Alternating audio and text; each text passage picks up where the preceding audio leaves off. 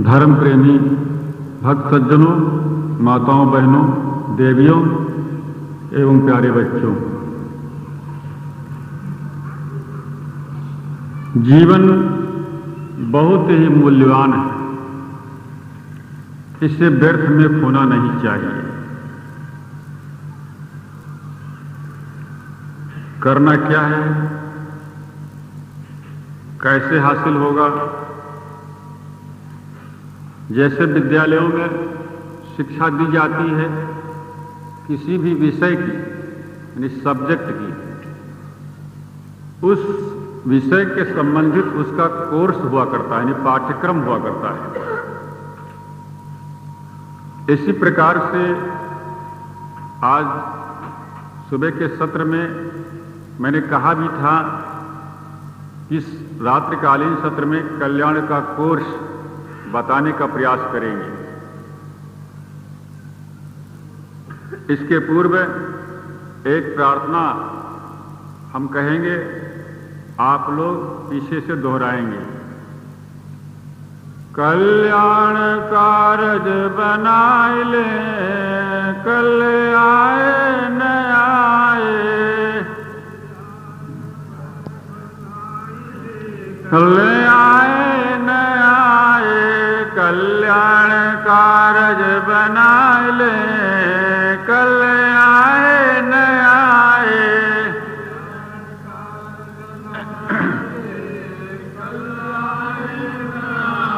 परमार्थ पूंजी कमाए ले, कल आए न आए,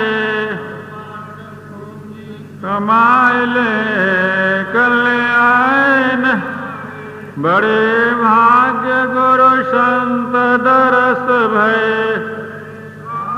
गुरु संत दरस भय, भक्ति भाव मन भाई ले, कल आए न आए, भक्ति भाव मन भाई ले, कल आए न। कल्याण कारज बनाए ले, कल आए न आए,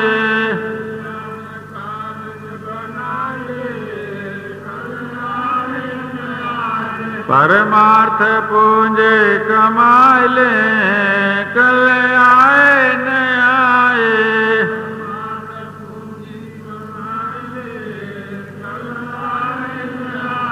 सतसंगत सोचे सुर सारे बहते, बोले जाओ, आप तो बोलो। सतसंगत सोचे सुर सारे बहते, हिल मिल करके नहाए ले, कल आए न आए, हिल मिल करके नहाए ले, कल आए न। कल्याण कारज बनाए ले, कल आए न आए, कल्याण कारज बना ले, कल आए न आए। परमार्थ पूंजी कमाए ले, कल आए न आए, परमार्थ पूंजी कमा ले, कल आए न आए। काल चक्र चल रहा निरंतर, काल चक्र चल रहा निरंतर, अपने प्राण बचाए ले, कल आए न आए, बचा ले, कल आए न आए, अपने प्राण बचाए ले, कल आए न आए,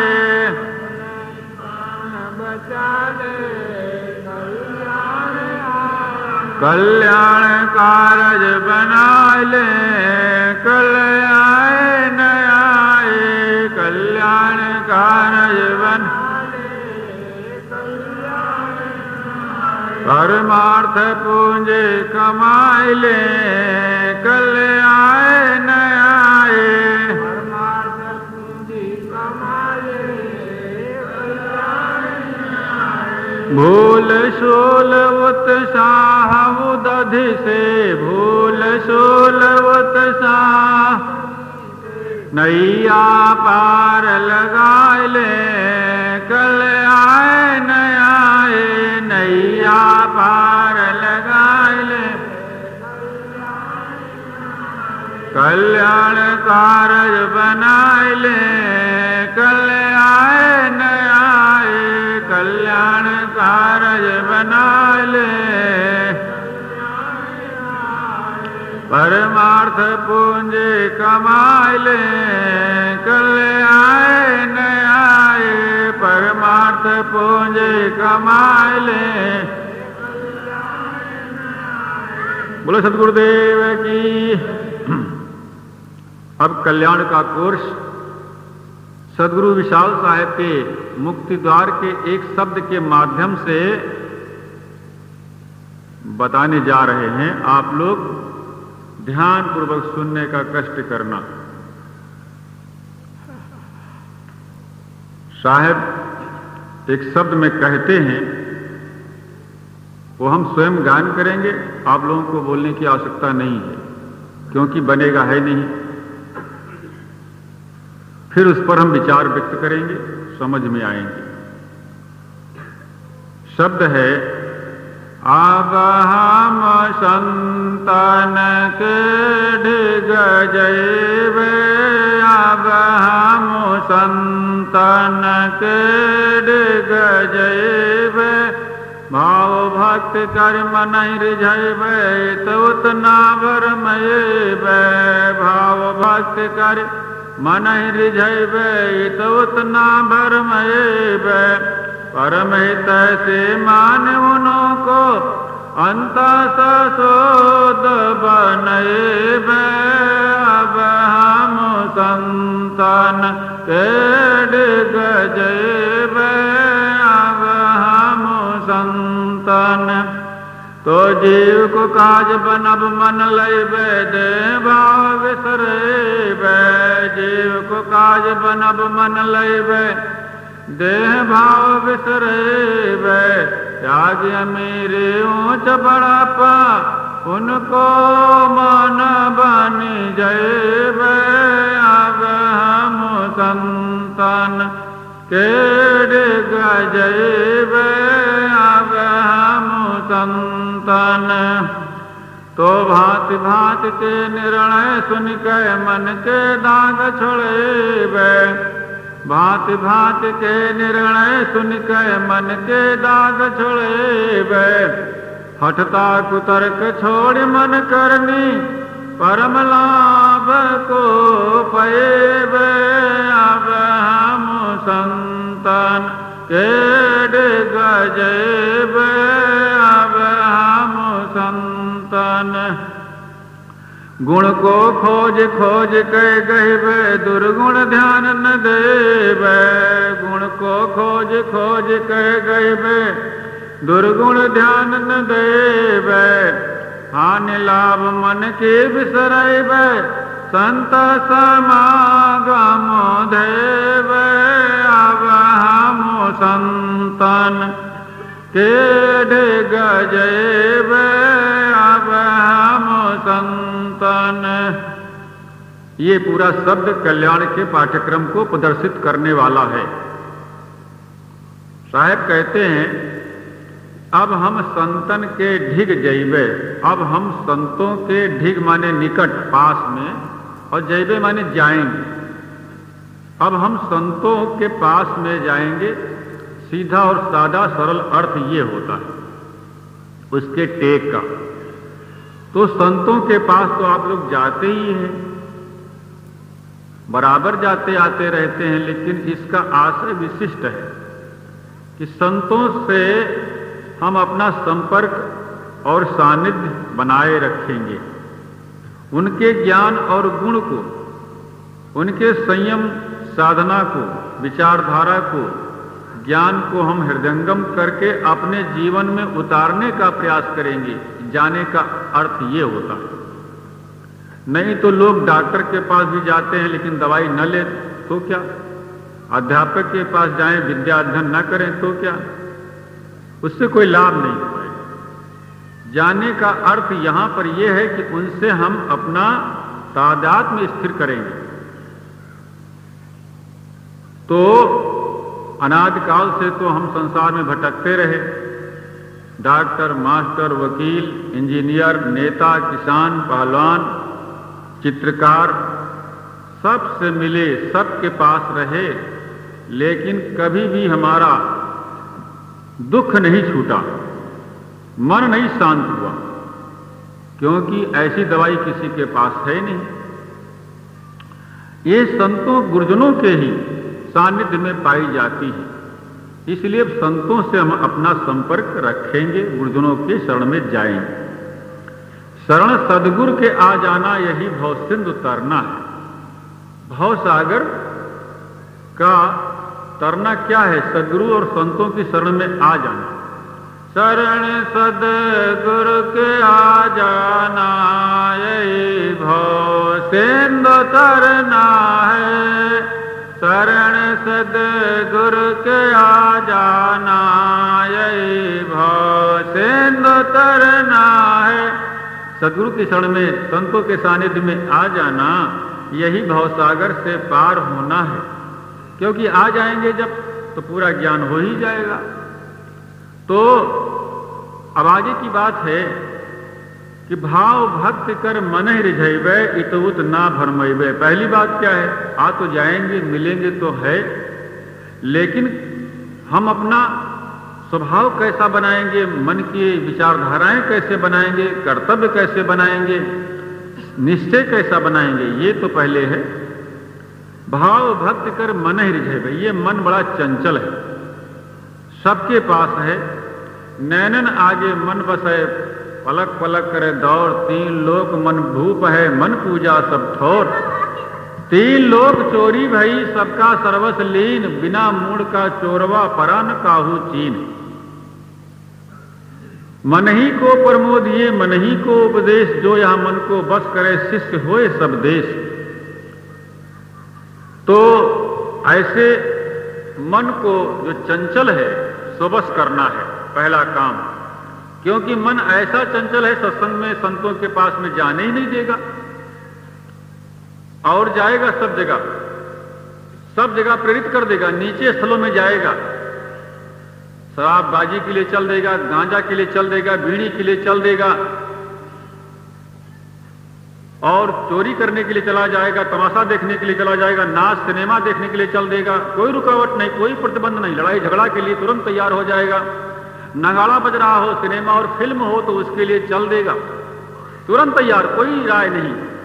लेकिन संतों के पास जाने में बहुत ही ऊहापोह में पड़ जाता है। जाएंगे तो क्या मिलेगा, बैठने को पता नहीं मिलेगा कि नहीं मिलेगा, और पता नहीं क्या वो बात कहेंगे, समझ में आएगी कि नहीं आएगी, पता नहीं वो पढ़े लिखे हैं कि नहीं है, ये सारी शंकाएं आ जाएंगी। लेकिन और जगह शंका नहीं होगी कि शराब मधुशाला में जाएंगे तो भला वहां क्या हालत होगी, कुछ विचार नहीं करते, बस तुरंत पहुंच जाते हैं दौड़ करके। इसलिए निश्चय हम अपना रखें प्रबल कि संतों से कुछ मिलने वाला है, और मन के बहकावे में ना आए। एक शायर ने कहा है, येरके मुर्ग दीदम न पाओ न पर, नहीं सिकम आदर न पिस्तो पिदर, न वर आसमाने न जेरे जमी, हमेशा फुरत गोस्ते आदमी। येरके माने एक, मुर्ग माने मुर्गा, दीदम माने देखा। एक मुर्गा हमने ऐसा देखा जिसके की माता नहीं, पिता नहीं, नहीं सिकम आदर न पिस्तो पिदर, न वर आसमाने न जेरे जमीन, वो आसमान पर रहता न जमीन पर रहता है, और जिसके पैर भी नहीं और पंख नहीं, हमेशा खुरद गोश्ते आदमी, लेकिन आदमी के गोश्त को, कलेजे को, हृदय को विदीर्ण करके रख देता है, नोच नोच करके वो खाता रहता है, अर्थात परेशान किया करता है। वो मुर्गा कौन है? वो है मन। कुकड़ू को स्वयं बोलता है मुर्गा, लेकिन व्यक्ति को भी, जीव को भी अपने संबंध से कुकड़ू को बुला देता है, अर्थात परेशान कर देता है। ऐसा है मन। मन के कहने में हम कभी ना आए। मन कैसे भटका देता है, ऐसे ऐसे कर्तव्य कर देता है कि पीछे से पश्चाताप करते भी उसका प्रायश्चित नहीं होता है। पहले सुख दिखलाता है, फिर दुख में गिरा देता है। यही इसकी कहानी है कि ये सुख दिखलाता है पहले, इसके बाद दुख में गिराता है, देर नहीं लगाता है। कैसे गिरा देता है? मन, सबको अपने जीवन में अनुभव भी हुआ होगा कभी न कभी। एक छोटी सी घटना बताते हैं अपने जीवन की, क्योंकि अपने जीवन की घटनाएं ये स्वानुभव से अनुभूत होती हैं। मैं कोई कक्षा 3 में पढ़ रहा हूंगा शायद, शाम के समय घटना का रिजल्ट आया सामने विशेष तौर पे, और दिन को 9 बजे घटना घटी। कौन घटना आप पूछेंगे? दूध मिट्टी की हंडी में पकाया जा रहा था। लगाने के बाद, दूध दुहने के बाद पकाती हैं माताएं, फिर उसको बिलो करके और मक्खन निकालते हैं। तो वही दूध ही पकाया जा रहा था मिट्टी की हंडी में। उसको उत्तर प्रदेश में दुदहड़ कहते हैं, मिट्टी के पात्र। और वो गाय और भैंसों के जो गोबर होता है उसके कंडे बनाते हैं, उसको गर्म करके उसमें आग लगा देते हैं, सुलगा देते हैं, उसके ऊपर हंडी रख देते हैं दूध से भर करके। वो खौलता रहता है, धीरे धीरे पकता रहता है, उस पर फिर मलाई जम जाती है। वो काम हो रहा था घर में। अब मेरे मन में क्या आया, एक शीशी लिया, इंजेक्शन की शीशी, उसमें पानी भरा, खाली शीशी थी, डाट लगा दिया और उसी आग पर रख दिया। परिणाम का पता नहीं कि क्या होगा, और वो गर्म हो रही थी, खूब पानी खौल गया उसमें। और मैं देख रहा था कि इसके अंदर क्या होता है। उसके ऊपर जैसे ही उंगली लगाया और तैसे उसमें भाप तो बन ही चुकी थी, जरा सा उंगली का इशारा पाई कि बड़े जोर से विस्फोट हुआ। इतनी जोर आवाज जैसे कोई पटाखा छूटा हो, पटाखे से भी अधिक आवाज हो गई। अब बंद आवाज उसके अंदर, कमरे के अंदर आवाज, और फिर जहां वो दूध का बर्तन रखा था वहां भी और थोड़ा सा दायरा बना हुआ था। आवाज हुई बड़े जोर से। मैंने सोचा, उंगली हमारी जल गई, सारा भाप जो था वो मेरे उंगली में ही टच कर गया। और भाप का जला हुआ आग के अंगारों से अधिक पीड़ित करता है, क्योंकि विज्ञान के मत के अनुसार उसमें गुप्त उष्मा ज्यादा होती है भाप में, अंगारों की अपेक्षा। ये साइंस के पढ़ने वाले जान सकते हैं। एक प्रश्न भी आता है विज्ञान में कि भाप से जलने पर अधिक कष्ट क्यों होता है। इसीलिए इसका उत्तर है कि उसमें गुप्त उष्मा अधिक होती है उस अंगारे की अपेक्षा। अंगारा देखने में बहुत तेज होता है, भाप देखने में तो कुछ नहीं, श्वेत रंग की होती है, लेकिन अगर जल जाएंगे आप तो बहुत कष्ट होगा। और अंगारे से जल जाएंगे तो आपकी त्वचा उड़ जाएगी, ठीक, लेकिन उतना कष्ट नहीं होगा। और इसमें कोई जख्म तो होता नहीं भाप में, लेकिन पीड़ा बहुत होती है। अब उंगली मेरी जल गई। अपनी करनी किससे कहें? चाची, यानी चचा की जो है पत्नी, वो दौड़ी आई, कहा क्या हुआ क्या हुआ? आवाज हो गई ना घर में, जैसे कोई किसी ने गोला दाग दिया हो। आई, अब वहां पर राख भी उड़ गई, जैसे विस्फोट होता है वैसे उसमें राख भी उसकी उड़ गई। आई तो देख लेगी क्या हुआ क्या हुआ। मैंने कहा कुछ नहीं हुआ। कहा आवाज कहां से आई? तो कहा इसी में कुछ हुआ है, दूध में।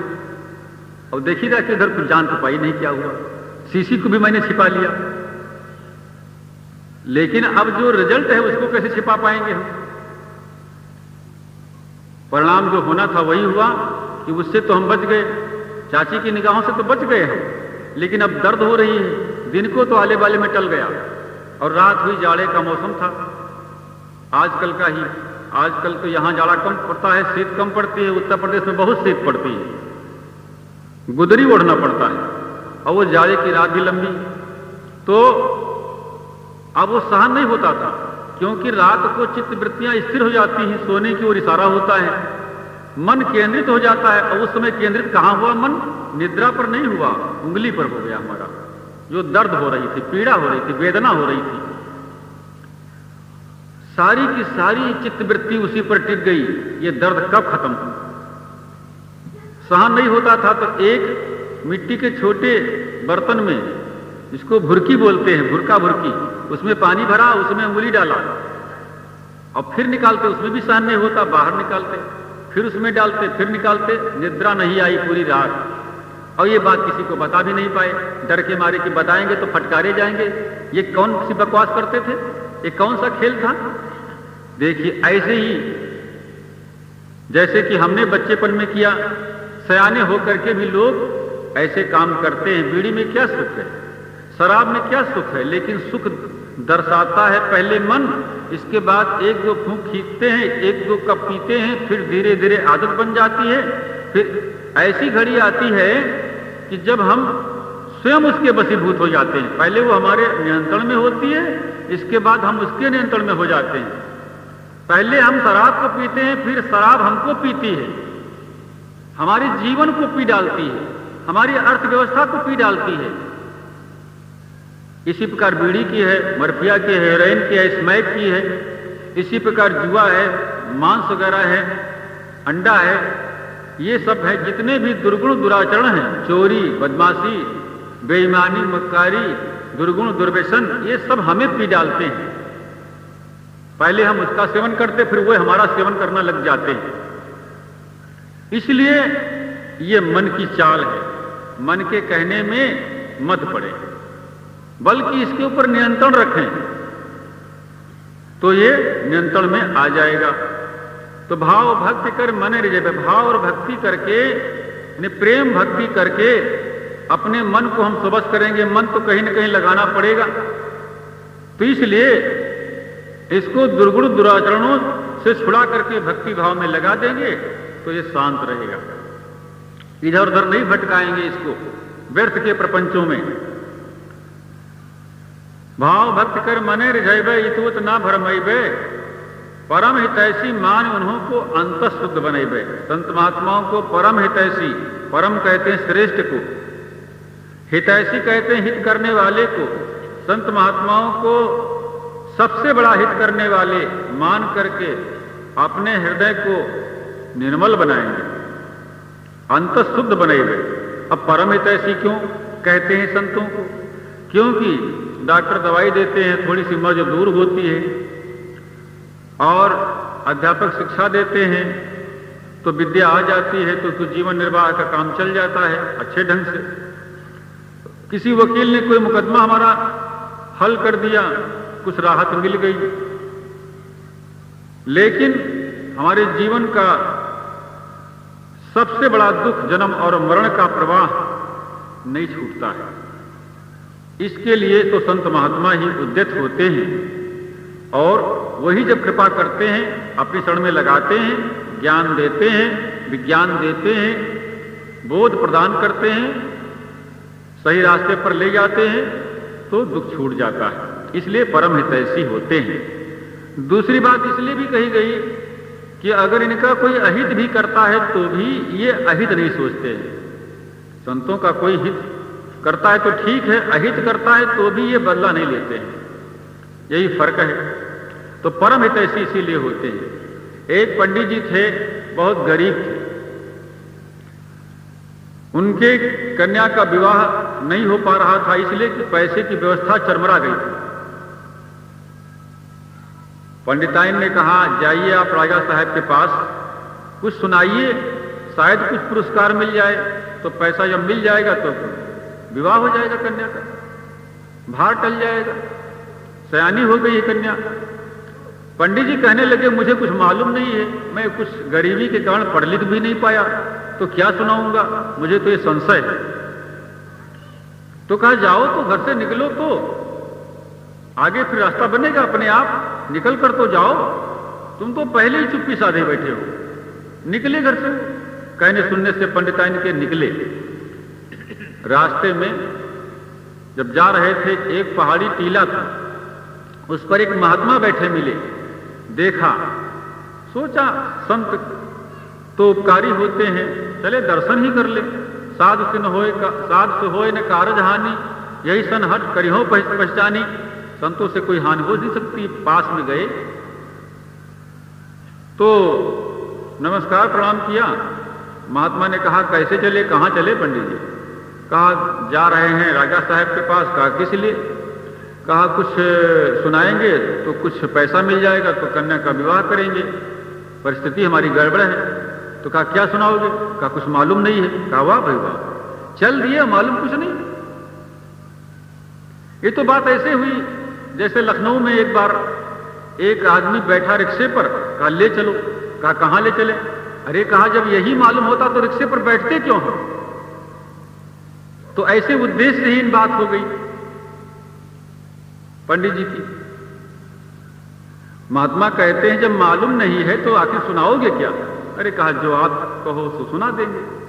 महात्मा ने कहा ठीक है, तुमको हम इतनी जल्दी पढ़ा नहीं सकते, विद्या काफी देर में आती है, वर्षों लग जाते हैं, लेकिन हम थोड़ी बात बता देंगे आपको, वो आप याद कर ले, काम बन जाएगा। कहा कौन? कहा आप मौसम का हाल बता देना, समो मौसम की भविष्यवाणी करना। और महात्मा कुछ ज्ञानी थे, कुछ मौसम का हाल उन्हें मालूम था प्रकृति के अनुसार, लक्षणों के अनुसार।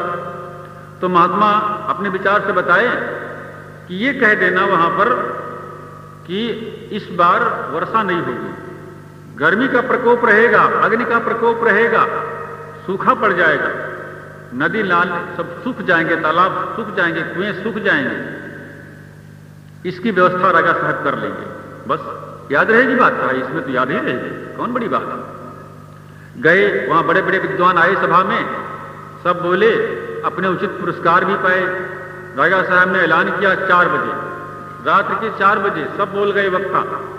तब कहते हैं कोई अगर रह गया हो अपना वक्तव्य कहने को तो वो भी अपना वक्तव्य पेश कर दे। पंडित जी कहते हैं हम रह गए। कहा बोलिए क्या कहना आपको? कहा मैं मौसम की भविष्यवाणी कह रहा हूं, इस बार मौसम सूखा रहेगा, गर्मी का प्रकोप बढ़ेगा, जगह जगह अग्निकांड होंगे, नदी नाले तालाब सरोवर सब सूख जाएंगे, आप इसकी व्यवस्था कर लेंगे। राजा ने कहा ठीक है, मैं ऐसे नहीं मान लेता हूं, यदि ऐसा घटित होगा सचमुच में तब तुमको इनाम दिया जाएगा, अन्यथा नहीं। रुको, सबका तो नगद सौदा हो गया और इनको रोक लिया। लेकिन वृथा न होए साधु ऋषि वाणी, जो महात्मा ने कहा था उनको बताया था वो बात सही निकली, वैसा हुआ ही। खूब अग्निकांड हुआ और सूखा पड़ गया, अकाल पड़ गया। राजा ने सोचा बड़ा बुद्धिमान पंडित है, अरे बात तो संत की थी लेकिन वो पंडित को श्रेय मिल गया, देखो बड़े का संसर्ग। तो उसने बताया भी नहीं कि हमने महात्मा से सीखा है, कोई बात नहीं। राजा बहुत प्रसन्न हुए, कहा बहुत ज्ञानी पंडित है, और काफी इनाम दिया, पैसा दिया, खाने पीने की चीजें दिया। अब पंडित जी के मन में क्या आया? काम तो बन गया, लेकिन उनके अंदर ये हुआ कि ये महात्मा अगर जीवित रहेंगे, जो बताए हैं तो गड़बड़ किसी और को बता देंगे तो वो इनाम वो ले जाएगा, तो ये अगर ना रहें तो अच्छा है, मर जाएं तो अच्छा है। देखो जिन्होंने दया किया उनको वो मारना चाहता है। तो बात बना करके कहते हैं राजा से कि राजा साहब, एक जहां आपने पुरस्कार दिया वहां पर एक सेवा हमारी और कर दें। कहा कहिए पंडित जी। कहा हम जिस रास्ते से आते हैं उस रास्ते में एक जंगल भालू रहता है, रीछ, बड़ा भयानक है, खतरनाक है। तो उसके लिए आप जो है कुछ सेवकों को भेज दो, लकड़ी कंडा कोयला लेकर के, ईंधन इत्यादि लेकर के, और वहां आग लगा देंगे उसकी भाट पर, बिल पर, तो वो जल करके मर जाएगा, धुएं से मर जाएगा या तो आग से मर जाएगा, बस हम निशंक हो जाएंगे। कहा ले जाइए। भेज दिया 30-40 नौकरों को, सब ईंधन पानी व्यवस्था करके, और मिट्टी का तेल भी भेज दिया, जल्दी आग लग जाएगी। और वो महात्मा टीले के अंदर, उस पहाड़ी टीले के अंदर वो भी बना लिए थे, उसमें रहते थे, कभी कभी ऊपर आ जाते थे, और ऊपर रास्ता रहता था, दूसरा भी रास्ता था, और वहां पर लकड़ी कंडा कोयला लेकर के आग लगा दिया। पंडित जी ने लगवा दिया आग नौकरों से, हाहाकार जलने लगा, होली जलने लगी।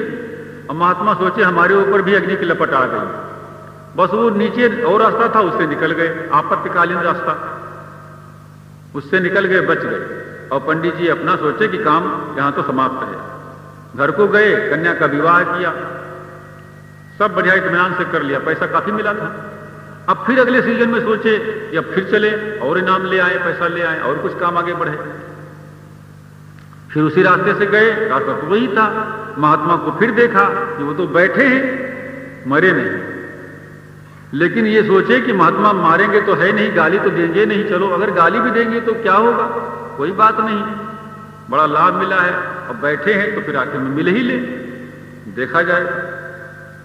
ज्यादा मन तो नहीं था, लेकिन थोड़ा थोड़ा मन हुआ। जैसे सामने आए तो महात्मा के अंदर कोई बैर भावना नहीं थी, निर्वैर भाव से बोलते, पंडित जी कहां चले? कहे महाराज जी हम फिर राजा साहब के पास जा रहे हैं। कहा किस लिए? कहा पैसे के लिए। कहा काम बना के नहीं बना पहले? कहा बन गया। तो कहा फिर क्या चाहिए? कहा अब हम चाहते ये हैं कि कुछ अपना घर बार भी ठीक से बन जाए, घर बार भी टूटा फूटा है, गिरा पड़ा है, झाड़ फानूस है, सही हो जाए, पक्का बन जाए, इसके लिए पैसे की आवश्यकता है। अब तृष्णा बढ़ती। तो कहा फिर क्या बताओगे? तो कहा वही बताएंगे जो आप बताए हो पहली बार। कहा नहीं, हर बार वही नहीं होगा, अब की बार अतिवृष्टि होगी, खूब पानी बरसेगा, नदी नाले उमड़ पड़ेंगे, बांध टूट जाएंगे, बड़े बड़े गांव बह जाएंगे, ऐसा बताना, तब इनाम मिलेगा। और गए, सब लोग बताए। इसके बाद इन्होंने बताया भविष्यवाणी। राजा ने फिर कहा कि ऐसा जब होगा तब इनाम देंगे, रुकिए रुकिए। फिर वैसा हुआ, खूब पानी बरसा, घनघोर वर्षा हुई, प्रलय की वर्षा हुई। राजा सोचे बड़ा विद्वान, पिछली बार बताया था अग्नि का प्रकोप, वो भी हुआ, अब की बार जो बताया फिर सही निकला, बहुत विद्वान भाई, बहुत इनाम दिया।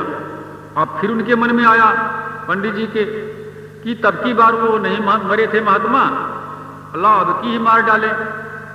अब बात बना के कहते हैं कि राजा साहब वो तब की बार भालू नहीं मरा था, जो दयालु थे वो भालू हो गए उसके लिए, तो अब की बार उसको मारने का प्रयास हम करेंगे, तो इसके लिए आप व्यवस्था कर दे। कहा कौन? कहा बस उन्हीं नौकरों को भेज दो, 50-60 नौकरों को, और घड़े भेज दो, हम नीचे पहाड़ के नीचे जो तराई भाग है उसमें से पानी भरवा करके उसके भाट में भरवा देंगे, बस वो मर जाएगा पानी में, सांक नहीं ले पाएगा। कहा अच्छी बात। और ले जा करके, और महात्मा वो भी में थे, और पानी भरवा करके और उसमें भर दिया ऊपर तक। महात्मा निकल गए, दूसरे रास्ते से बच गए, नहीं मरे। पंडित जी सोचे वो तो समाप्त हो गए, चल दिए घर को, घर बार भी बनवाया, फिर अगले सत्र में चल दिए। फिर वो देखते हैं कि बैठे मिले, अजीब बात है, अब की बार भी नहीं मरे। लेकिन ये विचार नहीं किया उन्होंने कि अगर मर गए होते, मैं गलत बताता, अपने मन के मुताबिक बताता, तो वो राजा साहब दंड भी देते, ये नहीं सोचा कभी उन्होंने। और फिर महात्मा से मिले, महात्मा ने कोई बैर नहीं किया। कहा कैसे चले, कहां चले, काम बना के नहीं बना? कहा बन तो गया था। कहा अब क्या चाहिए? अरे कहा कुछ पैसा रकम भी हो जाए, भविष्य निधि हो जाए, आगामी कुछ जीवन के क्षणों के लिए, विपत्ति के लिए भी कुछ पैसा हो जाए, और कुछ जमीन भी खरीद लेंगे। ये पोथी पत्रा तो हम चला नहीं पाते हैं क्योंकि पढ़े लिखे नहीं हैं, और जमीन हो जाएगी तो हम हटाई बटाई दे देंगे, तो इसके लिए जा रहे हैं। कहा अच्छा क्या बताओ? कहा वही बताएंगे कि खूब वर्षा होगी, ना ऐसा नहीं, अब की बार बताना कि ना अतिवृष्टि होगी ना अनावृष्टि होगी, ना खूब पानी बरसेगा ना कम ही, जितना चाहिए उतना वर्षा होगी, मौसम सही रहेगा, सम रहेगा, और फसल हरी भरी रहेगी, और जनता जनार्दन सुखमय रहेगी, शांति रहेगी, उपद्रव नहीं होगा। यह अकाल तो काल में उपद्रव बहुत बढ़ जाते हैं, चोर लोग और तंग करते हैं, जिसके पास नहीं है तो नहीं है, जिसके पास है उसको खाने नहीं देते हैं।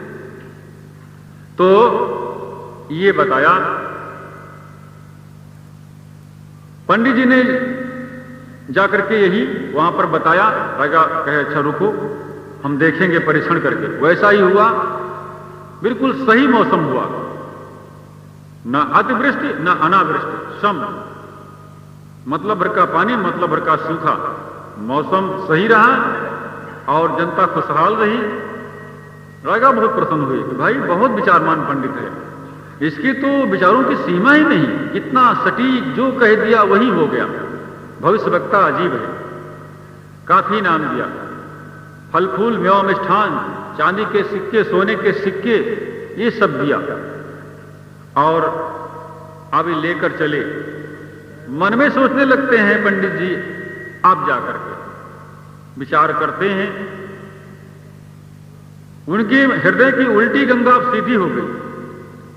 विचार करते हैं, मैं अगर महात्मा को मारा था तो मर गए होते तो मैं उल्टा बताता, सही दिशा कैसे बता पाता, और जब उल्टा बताता तो राजा हमको फांसी देते तो मेरे जीवन का अंत हो जाता। ये सब किसकी कृपा? महात्मा की कृपा, कि जो वो सही बताते गए, हमसे कोई वैर भाव नहीं किए, हमने उनके साथ क्या सलूक किया, कैसा व्यवहार किया। इसलिए अब महात्मा के शरण में हमें जाना चाहिए। अब की बार महात्मा बाहर बैठे भी मिलते हैं, ये फल फूल ला करके, रुपया पैसा लेकर के चढ़ा देते सामने, नमस्कार करते, महात्मा जी आप तो ईश्वर के स्वरूप हो, साक्षात ईश्वर हो, आप हमारे अपराधों को क्षमा कर दें, बड़ी भूल हुई जो आपको दो दो बार मारने का प्रयास किया, आपने कोई भी इसका बदला नहीं लिया, वरना हमारे जीवन का अंत हो जाता। महात्मा बोलते हैं, भाई इसमें कोई बड़ी बात नहीं है, मैंने क्या उपकार किया, इतना ही तो बताया था पहली बार कि सूखा रहेगा मौसम,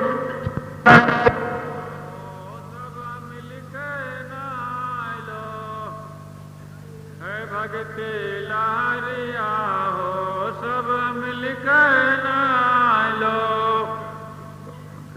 तो हम बता रहे थे कि उन्होंने, महात्मा ने कहा कि मैंने पहली ही बार तो बताया था कि मौसम सूखा रहेगा, तो सारे संसार में सूखा पड़ गया, तो हमारे ऊपर भी सूखे की वजह से अग्नि की एक लपट आ गई, तो क्या हानि, मैंने ही तो बताया था, तो हमारे ऊपर न बीतेगी तो किसके ऊपर, सारे संसार पर रहा, तो मैं भी तो संसार से अलग नहीं हूं, शरीर मेरा संसार में ही। फिर दूसरी बार बताया कि पानी का प्रकोप बढ़ेगा, अतिवृष्टि होगी, तो अतिवृष्टि भी हुई तो सब पर हुआ, वर्षा हुई तो मेरे ऊपर भी एक धार बह निकली, तो क्या हानि। फिर अब की बार बताया कि मौसम सही रहेगा, जनता खुशहाल रहेगी, ना अतिवृष्टि ना अनावृष्टि, तो ये हमारे यहां भी खुशहाली रही। आप ये फल फूल प्रसाद मेवा मिष्ठान रुपया पैसा ये सब लाए हैं, तो इसमें न मैं हर्षित होता हूं न दुखी होता हूं। आए हर्ष न गए विषादा, और दुख सुख सम नहीं करऊं विवादा। आने पर न हर्ष न जाने पर विषाद, माने दुख, दुख और सुख में हम सम रहने वाले हैं। तो पंडित जी कहने लगे, महात्मा जी आप तो ये निर्माण भाव से कह रहे हैं, विनम्रता के भाव से कह रहे हैं, संतत्व के भाव से कह रहे हैं, लेकिन वास्तव में मैंने तो आपके साथ में अत्याचार किया ही है, मुझको ये नहीं हो रहा है कि मैंने नहीं किया है, इसलिए इसका प्रायश्चित तभी होगा जब आप हमारी चीजों को ग्रहण कर लेंगे। महात्मा ने कहा, अच्छा अगर तुम्हारा ये मन नहीं मानता है, यदि मैं इसको ग्रहण नहीं करता हूं तो तुम बेचैन होते हो, तुम्हारे अंदर संस्कार नहीं बन पाएगा प्रायश्चित का, तो मान लीजिए मैं इसको पा लिया, छू लिया सब चीजों को, कहा मैं इसको ले लिया, ग्रहण कर लिया, अभी चीज मेरी हो गई। अब इसको जो है तुम सेवक रूप में क्या करोगे, इसको ले जाकर के दीन दुखियों की सहायता में इसको लगा दो। जहां कुएं न हो, पानी का भाव हो, वहां पर कुएं खुदवा दो, हैंड पंप लगवा दो। जहां पर विद्यालयों का अभाव हो, वहां पर स्कूल कॉलेज विद्यालय खुलवा दो। जहां पर कोई औषध की व्यवस्था न हो, चिकित्सा की व्यवस्था न हो, वहां पर अस्पताल बनवा दो। जहां पर रास्ता ठीक न हो, मार्ग अवरुद्ध हो, वहां पर सड़कें बनवा दो। और कोई गरीब दुखिया है, भूखों मर रहा, उसके भोजन की व्यवस्था करवा दो, कपड़े लत्ते की व्यवस्था करवा दो। ये सब धार्मिक कृत्य करो, मानवीय गुण यही है। और समझ लो ये सब कर डालोगे अगर तो मैं पा लिया और हमारी सेवा में लग गया। पंडित जी वैसा ही किए। कहे इसमें की संपत्ति बिल्कुल नहीं लेना अपने लिए स्वार्थ के लिए, बहुत कुछ पा चुके हो और इसको जनहित में खर्च कर दो, जो आवे तो फेरी हो। ऐसा उन्होंने किया पंडित जी ने, उनके पापों का प्रायश्चित हो गया।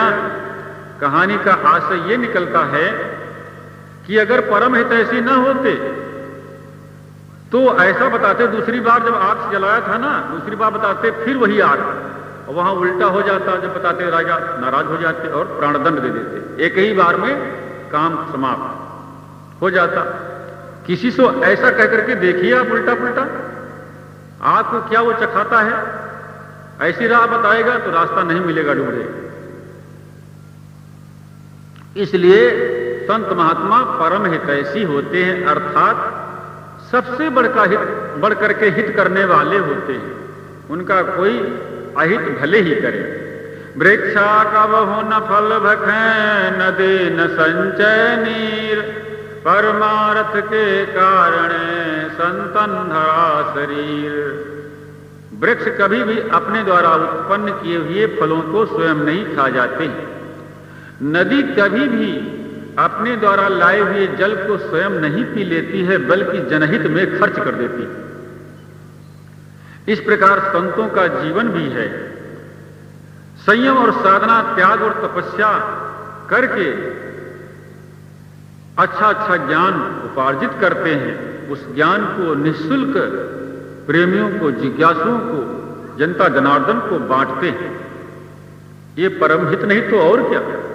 जिस ज्ञान को सुन करके जन्म और मरण के फंदे से छूट जाए, जिस ज्ञान को सुन करके हमारा शोक और मोह अज्ञान दूर हो जाए, जिस ज्ञान को सुन करके भटकता हुआ जीवन चमकता हुआ दिखाई पड़े, वो आखिर परम हितैषी व्यक्ति नहीं होगा तो और क्या होगा। इसलिए संत महात्मा परम हितैषी होते हैं और ऐसा उनको हम मानेंगे। परम हितैषी मान उनको अंतः शुद्ध बनाइबे। संत महात्माओं को परम हितैषी मान करके अपने हृदय को निर्मल बनाएंगे। अगली कड़ी कहती है, जीव को काज बनम मन लैबे, देह भाव बिसरैबे। त्याग अमीरी ऊंच बड़प्पा, उनको मन बन जैबे। संसार में दो काम है, एक काम है जीव का, एक काम है देह का। तो जीव का काम क्या है और देह का काम क्या है?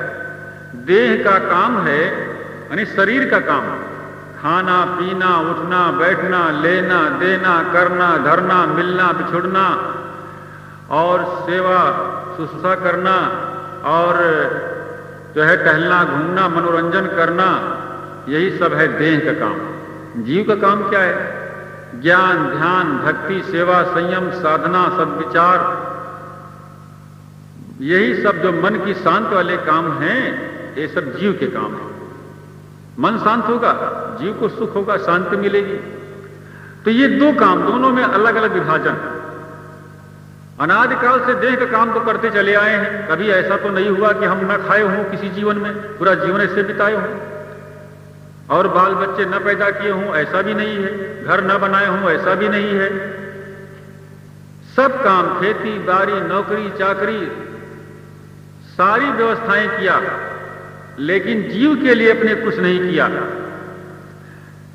जो जानो जीव अपना, करो जीव को सार। जियरा ऐसा पाउना, मिले न दूजी बार। सदगुरु कबीर साहब कहते हैं, यदि अपने जीव को जान सको तो जानो, ये पाहुना ऐसा है कि दोबारा नहीं आएगा, अर्थात बार बार इस मनुष्य जीवन को नहीं प्राप्त होंगे। जेरा ऐसा पाहुना है, जीव ऐसा पाहुना आया है, उसका अगर निरादर कर दोगे तो फिर क्यों आएगा, अर्थात क्यों जो है मनुष्य शरीर को प्राप्त होगा। मिले न दूजी बार, ये बार बार नहीं मिल सकता है। इसलिए रतन का जतन कर उमाड़ी का सिंगार। आया कबीरा फिर गया, झूठा है अहंकार। इस नर रत्न को पा करके इसको पूर्णतया जो है विकसित करने का प्रयास करें। जो चीज है इसमें चेतन जीव रत्न, इसको प्राप्त करें। संसार का जो ऐश्वर्य है, दिखावा है, वो एक माड़ी है। कपड़े में माड़ी होती है, धुल जाती है, साफ हो जाती, कपड़ा ऐसे झुन्ना हो जाता है। रीता है, बीता का बीता है, व्यर्थ में ही बर्बाद हो जाएगा, कुछ हाथ नहीं आएगा। जैसा हम यहां पर आए हैं वैसे ही चले जाएंगे।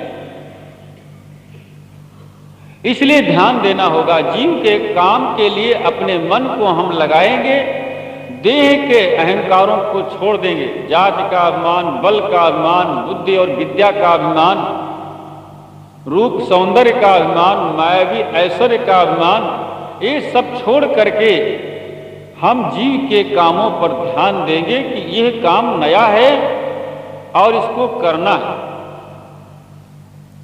तो जीव को काज बनम मन लइबे, देह भाव बिसरइबे। देह के भावों को भुला देंगे, जीव के काम के लिए मन को लगाएंगे। त्याग अमीरी ऊंच बड़प्पा, उनको मन बन जाइबे। कल्याण में बाधक कौन कौन सी बातें हैं?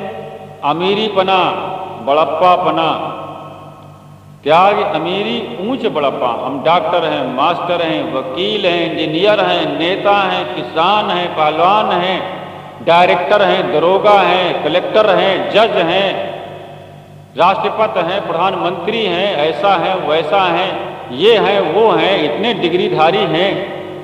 तरह तरह की मनुष्य ने अपने ऊपर आवरण कर लिए। यही जो है बड़प्पा अपने का जो है अहंकार लादना है व्यर्थ।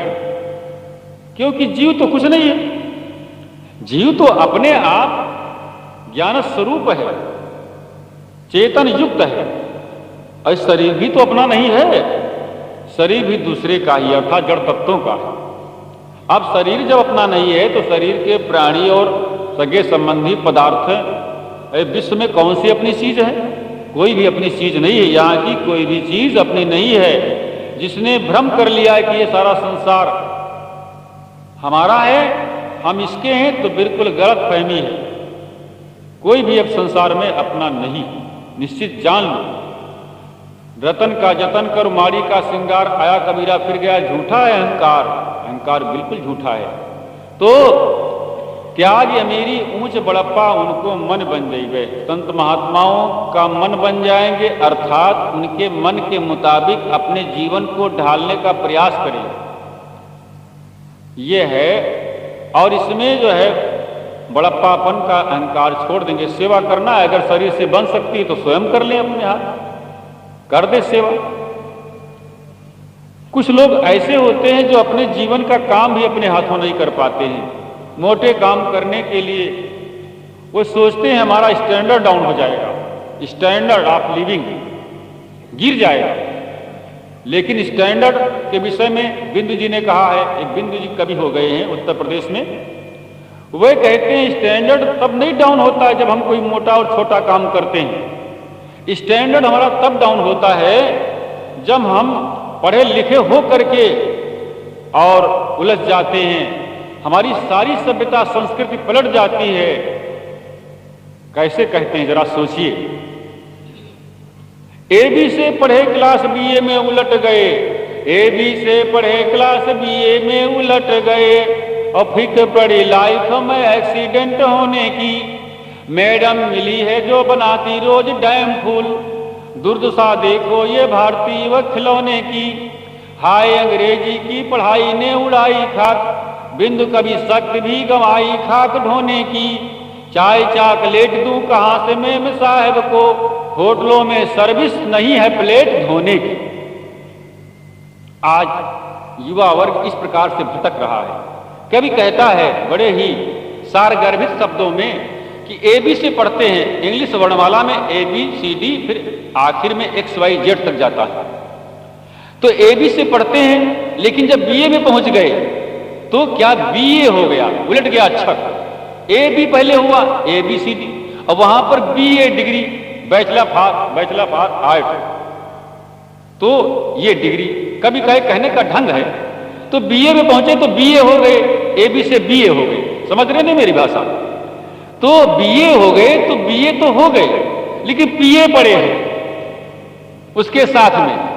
अपनी आचार संहिता को, सभ्यता और संस्कृति को, धर्म को, आचरण को, सदाचार को, रहन सहन को हम सब पी लिए हैं घोट करके, अर्थात साफ कर लिए। जिस माँ को माँ कहते थे बचपन में, जिस पिता को पिताजी कहते थे, चरण छूते थे, नमस्कार करते थे, अब वो समय ऐसा आया कि उस पिता को पिता कहना दुश्वार हो रहा है, माँ को माँ कहना पाप लग रहा है। ऐसा अनुभूति होती बच्चे को जब वो पाश्चात्य देशों की नकल करने चला गया, अमेरिका इत्यादि, जर्मन इत्यादि, फ्रांस, इटली, थाईलैंड इत्यादि। वहां से आया बाबू बैरिस्टर बन करके, और क्या क्या, अब वो माँ को माँ, पिता को पिता, भाई को भाई, बहन को बहन कहने में लज्जा मानता। बताइए, सभ्यता संस्कृति उलट नहीं गई। एक ऐसी घटना याद है कि एक बच्चे को माता पिता ने बहुत पढ़ाया और अपना पेट काट करके, पेट काटना क्या, भूखों प्यासे रह करके पैसा बचाया और बच्चे को पढ़ाया, एमए तक पढ़ा दिया और भी उसको डिग्री डिप्लोमा करा दिया। मेहनत किया उसने, पढ़ लिया। अब पढ़ करके वो विदेश में गया, अमेरिका को गया। वहां से 3-4 वर्ष के बाद लौटा अपने देश में और कोई एक अफसर हो गया, ऊंचा पद पा गया, डिप्टी डायरेक्टर हो गया। अब डिप्टी डायरेक्टर ऊंचा पद, उसके तमाम साथी हो गए। अब बच्चे के लिए तो डिप्टी डायरेक्टर है, वो माँ के लिए, पिता के लिए तो डिप्टी डायरेक्टर है नहीं, वो उसके लिए तो बच्चा ही अपना है। तो बहुत दिन हो गए तो माँ ने कहा कि देखो बच्चे का पता लगाओ, आओ। उसके पिता से कहा, और देखो वो सुख में है कि दुख में है, क्या है, कैसे है, कोई उसने चिट्ठी पत्री भी नहीं लिखा है।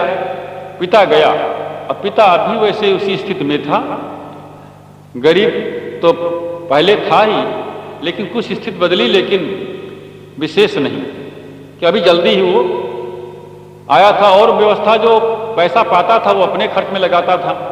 लेकिन माता पिता को ये नहीं कि हमारा बच्चा केवल जिए, चिरंजीव रहे और चाहे हमको कुछ दे चाहे न दे। तो भी पिता गया और जैसे वहां गया तो लोगों से पूछा कि अमुक नाम का जो है अफसर कहाँ रहता है। तो बताया लोगों ने कि वहां रहते हैं। कहा वो बाबूजी अभी आपको नहीं मिलेंगे, देखो ये सिपाही है, इससे आदेश लेना पड़ेगा। उससे पूछा हम मिलना चाहते हैं। कहा अच्छा ठीक है मिला देंगे, लेकिन अभी नहीं, टाइम नहीं है। कहा कितने टाइम? कहा 4 बजे। वो बैठे रहे बेचारे। 4 बजे जब संकेत किया तो वो अंदर गए। अंदर गए तो देखे क्या फटे पुराने कपड़े हैं, साफ सुथ तो थे लेकिन फटे पुराने थे, पैरों में ठीक से जूते भी नहीं थे, सिर पर पगड़ी भी नहीं थी, टोपी भी नहीं थी। और गए, जब पिताजी, बच्चे ने देखा कि ये तो हमारे पिताजी आए हैं, लेकिन उसने अपने को अपमानित समझा कि अगर मैं बता दूंगा, नमस्कार करूंगा पिताजी को, और अपने साथियों के बीच में मैं बैठा हूं, कई साथी भी बैठे थे, तो जब बताऊंगा मेरे पिताजी तो कितना मेरा अपमान होगा, इंसल्ट होगी। अरे यही तुम हो डिप्टी डायरेक्टर। इसलिए जो है वो बात को बदल दिया। और लोगों ने पूछा, और ये पिताजी मिले भी, तो और लोगों ने पूछा ये कौन है जो आ रहे हैं, ये कौन आदमी मिलने आ रहा? कहा ये हमारा नौकर है। और पिताजी सुन लिए। अब तो पिताजी से नहीं रहा गया। बोलते हैं अरे बच्चों, भाइयों, तुमको मालूम है मैं कौन हूं? बता दूं तुमको कौन हूं?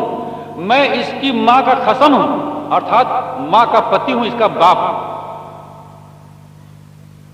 अब लोग जब ये सुने तो दंग रह गए। अरे कहा सर ये आपके फादर हैं? कहा क्षमा करना, फादर तो जरूर है। कहा फिर आपने ऐसा क्यों कहा? नौकर क्यों बताया, सर्वेंट क्यों बताया? कहा हम अपने को अपमानित समझने का सोच रहे थे, मेरा गौरव और गरिमा नष्ट हो जाती इसलिए। अरे कहा इसमें कौन, मां मां होती, पिता पिता होता है।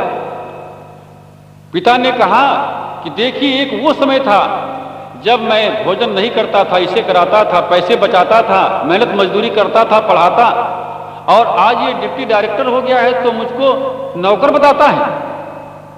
इसकी बुद्धि भ्रष्ट न हो गई तो और क्या। सब साथियों ने बहुत कहा और फिर कहा देखिए आपको पिताजी के चरण छूने चाहिए अवश्य ही। और फिर वो क्षमा मांगा और तब पिताजी ने कहा ठीक है तुम बच्चे हो, मेरे हृदय के कलेजे हो, मैं तुमसे दूर नहीं हूं, लेकिन तुम किस चकाचौंध में पड़ गए थे। ये भारत देश है। भा माने ज्ञान, रत माने लीन। जो ज्ञान और ध्यान में, धर्म और सदाचरण में, प्रेम और परमार्थ में, सेवा और सहानुभूति में जो सदैव से तत्पर रहा है उसका नाम है भारत। और तुम भारत में रह करके इस प्रकार का व्यवहार पश्चिम देशों की नकल कर रहे हो, ये उचित नहीं। समझ में आ गई बात। तो ऐसा है, ये जो है बीए में पलट जाना यही है। एबी से पढ़े क्लास बीए में उलट गए, फिर पड़ी लाइफ में एक्सीडेंट होने की। अब मैडम मिली है, जो पत्नी मिली है वो भी कम नहीं है। अगर पति से पत्नी कम पड़ी हुई तो चल जाएगा काम, खैर गाड़ी चल जाएगी। लेकिन अगर ज्यादा पड़ी हो गई कहीं तब तो मुश्किल है। कोई बिरले बिरले जो है सही संभाल पाती है, नहीं तो नहीं। तो मैडम मिली है जो बनाती रोज डैम फूल, कुछ बात हुई कहा डैम फूल, इडियट, नॉनसेंस। आप ऐसा पति से जो कहेगा तो उसका भला कब हृदय सुखी होगा। पति अगर कम पढ़े है, पत्नी ज्यादा पढ़ गई है तो कोई बात नहीं, वो घर की व्यवस्था देखें और भी अच्छी बातें बताएं कि उस विद्या का अहंकार लेकर के उसको झकझोरे।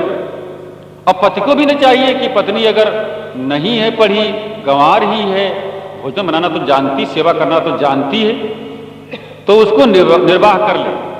लेकिन इस आजकल के वर्तमान युग में दोनों में से अगर कुछ कमी हुई, लोग जो है देखने की प्रथा, ये उत्तर प्रदेश में बहुत ज्यादा चली। यहां तो नहीं जानते हैं कि लड़के पक्ष वाले लड़की को देखने जाते हैं विवाह के प्रारंभ में, और तब तय तोड़ होता है। वो देखने से क्या कहीं चेहरे के देखने से अंदर के विचारों का पता चल जाता है?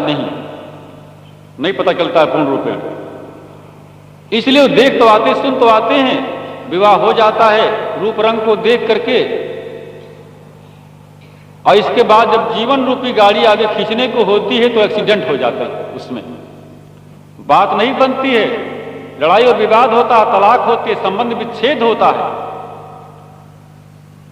तो यही है, लाइफ में एक्सीडेंट होने की संभावना होते भी रहते हैं।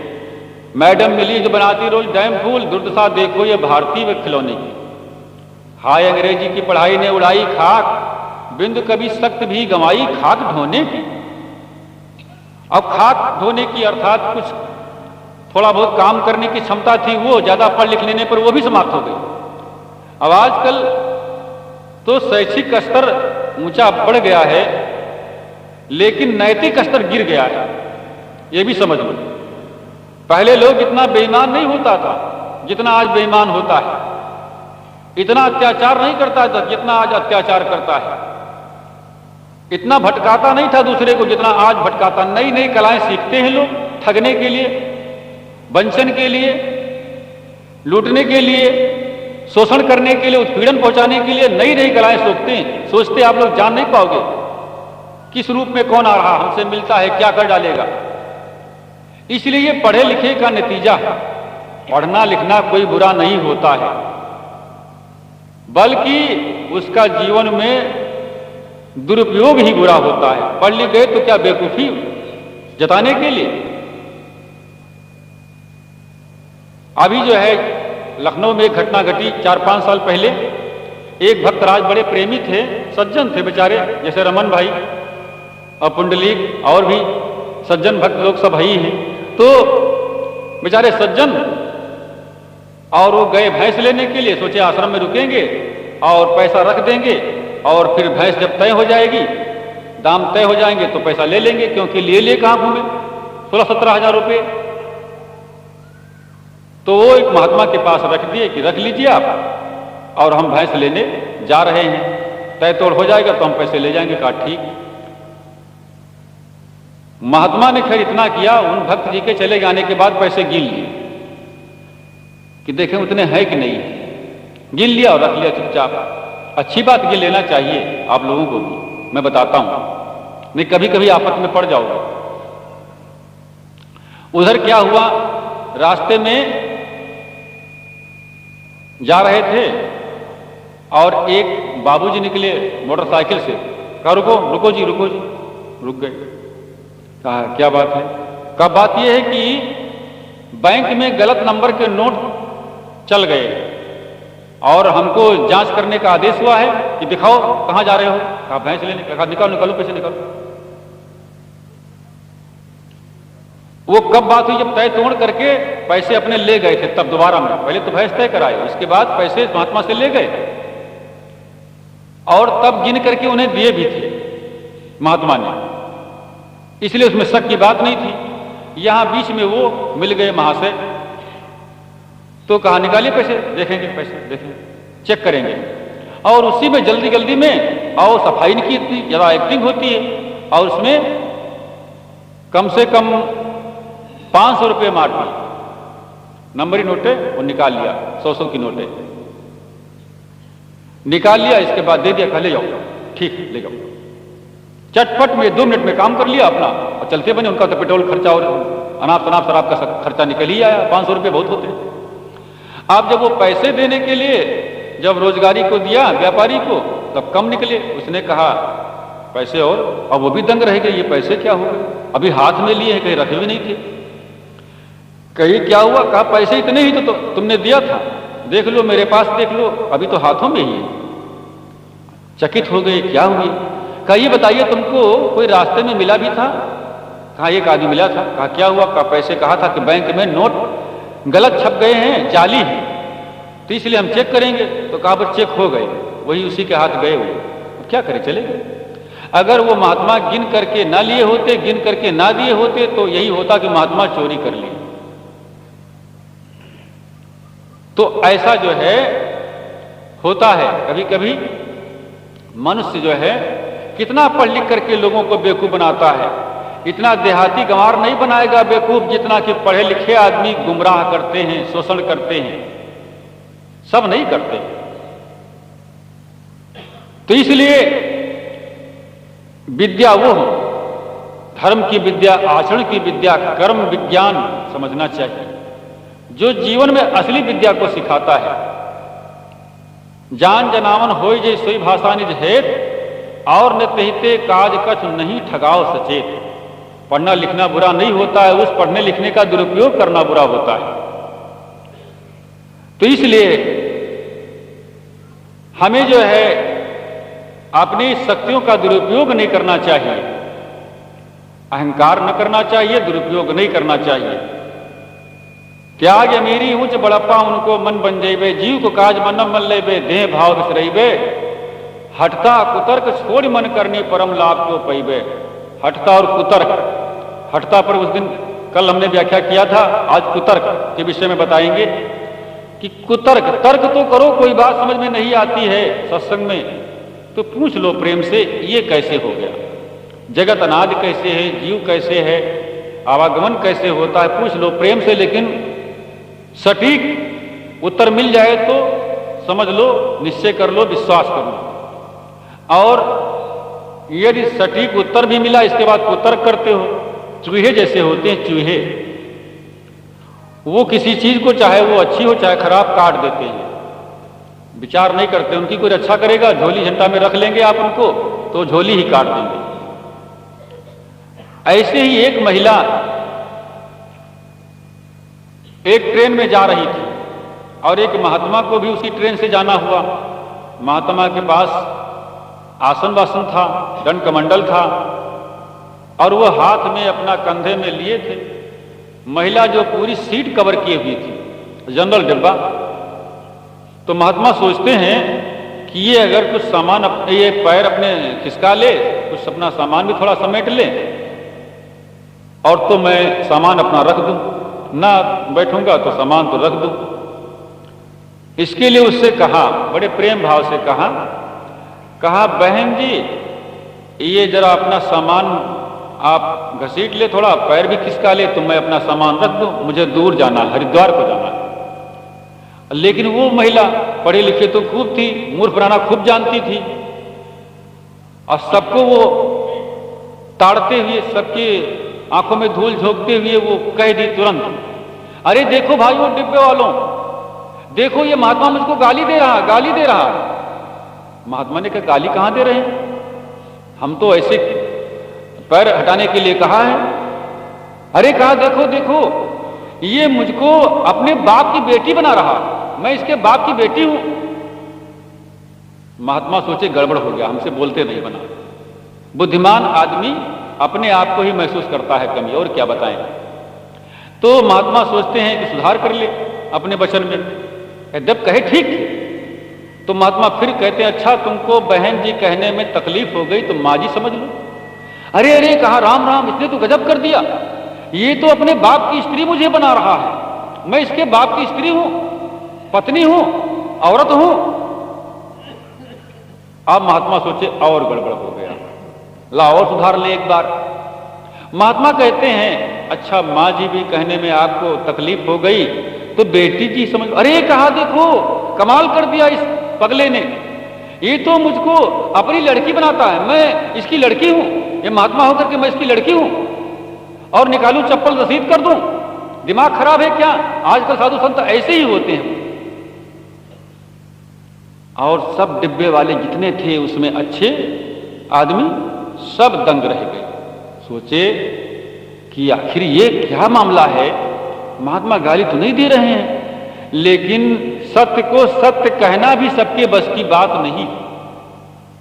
सत्य बात वही कहता जो सच्चा होता, मिथ्यावादी दो कौड़ी का कच्चा होता, कहता जो पीछे करके पहले दिखलाता, वास्तव में तो वही सिंह का बच्चा होता। सबके साथ नहीं होता है। एक उसी में सरदार जी बैठे हुए थे, मिलिट्री के थे, और सरदार जी तो साहसी होते ही हैं, अब भी होते हैं। तो सरदार जी बैठे हुए थे, उनसे नहीं रहा गया। सरदार जी संतों के प्रेमी भी होते हैं, अक्सर कोई वैसे सरदार को देखेंगे नहीं तो धर्म के ऊपर, संतों के ऊपर तो उनकी आस्था बड़ी होती। देखा ये साक्षात ये महिला इस महात्मा को मूर्ख बना रही है, अब इसकी दवाई होना चाहिए। सरदार जी ऊपर सीट पर बैठे थे, नीचे कूद पड़े, जूते पहने थे और नीचे कूद पड़े जैसे बंदर कूदा हो जोर से, और कहा ये बता महात्मा ने तुमको गाली दिया? कहा हाँ बिल्कुल गाली दिया। कहा मैं सुन रहा था, सब बातें सुन रहा था। ये बता तू पहले कि हिंदू सभ्यता संस्कृति में ही नहीं बल्कि सभी विश्व की सभी सभ्यता संस्कृतियों में, सभी कल्चरों में मां और बहन और बेटी, किसी महिला को संबोधन करने के किसी पुरुष वर्ग की तरफ से तीन ही शब्द होते हैं, मां, बहन और बेटी। तो तुझको ये बहन करके संबोधित न करते, बेटी कह करके संबोधित न करते, मां कह करके संबोधित न करते, तो क्या तुझको ए बे और बीबी और भाभी तुझको कहते तो तू प्रसन्न होती? बता तुझको क्या कहते? बोल बोल बोल, उठा के फेंकता हूं तुझको गाड़ी के नीचे, जानो पैदा नहीं हुई। अब तो उसके होश गुम गए, कुछ उसको बोलते नहीं बना। कब मैं देख रहा हूं बदमाशी करती। ये महात्मा के कहने का यही अर्थ है कि गाली तुझको दे रहे हैं। कोई नहीं बोल पाता है तो नहीं बोलता है, लेकिन तू सरेआम आंखों में धूल झोंक रही है। बोलती फिर कि नहीं बोलती? बोल, तुझको गाली दिया कि सही सही कहा, शास्त्रार्थ में हारते ही नहीं। दूसरे ने पूछा भाई कैसे नहीं हारते हो, तुम बड़े विद्वान हो, कितना पढ़े लिखे हो? कहा कुछ नहीं। कहा तब कैसे? विजय तुम्हें याद है? कहा नहीं। कहा रामायण याद है? कहा नहीं। कहा गीता? कहा नहीं। कहा वेद शास्त्र? कहा नहीं। तो कहा फिर तुम कैसे लोगों से शास्त्रार्थ में जीत जाते हो? तो कहा सुनो हम बताते हैं कैसे जीत जाते हैं। मेरे पास एक औजार बहुत पक्का है, बहुत मजबूत है, मैं उससे जीत जाता हूं। कहा कहिए ना। कहा कोई कुछ भी कहे, मैं कहता हूं कि मैं ये बात नहीं मानता, बस। तो वो भी नंबर 1 का चालाक आदमी जिसके सामने बोले थे, उसने कहा तुम ये मानते हो कि मैं ये बात नहीं मानता हूं, कह देते हो और जीत लेते हो? कहा हां बिल्कुल जीत लेता हूं। कहा अच्छा ठीक है। तो वो सोच करके बोला और 10-20 लोगों को बुला लिया। कहा देखो भैया, ये कहते हैं ये सबसे जीत लेते हैं, तो आप लोग कोई बात रखिए इनके सामने, शास्त्रार्थ करना हो तो कर लीजिए, पढ़े लिखे कुछ नहीं, लेकिन आपको परास्त कर देंगे। तो लोगों ने कुछ साहस किया कि लो बात करें इनसे, भाई देखें। तो कुछ लोगों ने कहा कि आज सूरज 6 बजे निकला है। उसने कहा हम मानते नहीं, 7 बजे निकला है। हार गया भाई, वो चुप बैठ गया। एक ने कहा कि आजकल वर्षा नहीं होती है। कहा हम नहीं मानते हैं, होती है किसी किसी मंडल में। काट दिया बात। किसी ने कहा कि अमुक के पिताजी का नाम राम भरोसे है। कहा मैं नहीं मानता हूं, राम दलाल नाम है। अब कौन उससे तर्क करे, नहीं मानता हूं तो उत्तर है उसके लिए। लेकिन वो भी आदमी सोचता रहा जो उससे बात हुई थी पहले। समय पाकर के कहा अच्छा आप लोग चुप हो जाइए, मैं बात करता हूं। बस कहा भाई हमारे प्रश्न का उत्तर दोगे, हमारी बातें नहीं मानोगे? कहा नहीं मानेंगे आपकी बातें भी, और ना आपको प्रतीत हो तो कहकर देख लीजिए। कहा ठीक है। तो कहा नहीं मानोगे? कहा हम नहीं मानेंगे। कहा आपके पिताजी सज्जन थे, तो आप कैसे कह दे नहीं मानते थे, नहीं मानतेंगे, नहीं मानेंगे, सज्जन को दुष्ट थे। तो फिर कहा कहिए ना सज्जन थे कि दुष्ट थे? तो अब ये कौन कह सकता है जल्दी? कहा सज्जन थे। कहा हार गए आप। फिर कहा कि आप अपने पिता के ही पुत्र हैं, दूसरे के नहीं। आप कौन कह सकता है कि मैं अपने पिता का पुत्र नहीं हूं? बड़ी उलझन की बात हो जाएगी। तो अब यह भी कहा मैं मानता हूं कि मैं अपने पिताजी का ही पुत्र हूं। तो फिर कहता है वो कि आपकी मां पतिव्रता है नंबर 1 की। तो अब कैसे कहते मेरी मां पतिव्रता नहीं है? क्या वो व्यभिचारिणी? तो गाली होती। तो कहा हां मेरी मां पतिव्रता है। कहा आपके पिताजी बहुत ही योग्य व्यक्ति हैं और कभी भी उन्होंने जीवन में बेईमानी नहीं किया है। तो कैसे कहते बेईमानी किया है? अब जो है इसी में वो हर बातों में परास्त होता गया। और फिर उस आदमी ने कहा आप ये भ्रम छोड़ दीजिए कि मैं किसी को केवल नहीं मानता हूं, ये बात कह दो छुट्टी मिल जाएगी। ऐसे भी वाक्य होते हैं जो कि मनुष्य को ना से हां में हाजिर कर देते हैं। तो कुतर्क करे नहीं, सुतर्क करे, सत उसमें शंका पैदा करें और उससे हल प्राप्त कर लें, लेकिन कुतर्क करके नहीं। हर बात का संसार में उत्तर होता है, एक से एक ज्ञानी होते संसार में। तो हटता कुतर्क छोड़ मन करनी, परम लाभ को पैबे। हटता और कुतर्क जो ये मन के कर्तव्य हैं, इनको छोड़ करके परम लाभ को प्राप्त करेंगे। श्रेष्ठ लाभ सबसे क्या है? संसार से दुख द्वंद्वों का विदा हो जाना, सदैव के लिए अपना चेतन रमैया राम स्वरूप में अवस्थित हो जाना, व्यवस्थित हो जाना। अगली कड़ी कहती है कि भांति भांति के निर्णय सुन के मन के दाग छुड़ैबे। संशय बहुत है संसार में, संशय ही दाग है, धब्बे हैं। तो भांति भांति के निर्णय सुन के सत्संग में आकर के विविध प्रकार के निर्णय सुनेंगे, क्योंकि इससे बढ़कर के न्यायालय कहीं है नहीं। हाई कोर्ट, सुप्रीम कोर्ट, उच्चतम न्यायालय से भी बढ़कर के ये न्यायालय है। पाप क्या है, पुण्य क्या है, धर्म क्या है, अधर्म क्या है, बंधन क्या है, मोक्ष क्या है, जड़ क्या है, चेतन क्या है, उल्टा क्या है, सीधा क्या है, कर्तव्य क्या है, अकर्तव्य क्या है, कैसे हमें जीना चाहिए, कैसे पीना चाहिए, कैसे खाना चाहिए, कैसे उठना चाहिए, कैसे बैठना चाहिए, कैसे बोलना चाहिए, कैसे किसके साथ व्यवहार करना चाहिए। व्यवहार से लेकर के परमार्थ की समस्त बिंदुओं पर प्रकाश डाला जाता है सत्संग में। इसलिए भांति भांति के निर्णय सुन के, विविध प्रकार के निर्णय सुन करके मन के संशयों को हम दूर कर देंगे। संशय खंडे सब जना, संशय खंडे न कोय। जो संशय खंडे सो जाना जो सब विवेकी हुए, जो संशय को खंडन कर दे, संशय को ही खत्म कर दे तो विवेकी है, वही मेरा व्यक्ति है। संशय को समाप्त कर दे तो विविध प्रकार के निर्णय सुन के अपने हम संशयों को अंत कर देंगे।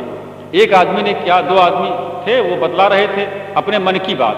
कहा देखो जो चंद्रमा है और सूरज है ये क्या है? कहा हम नहीं जानते हैं क्या? कहा तुम ही बताओ।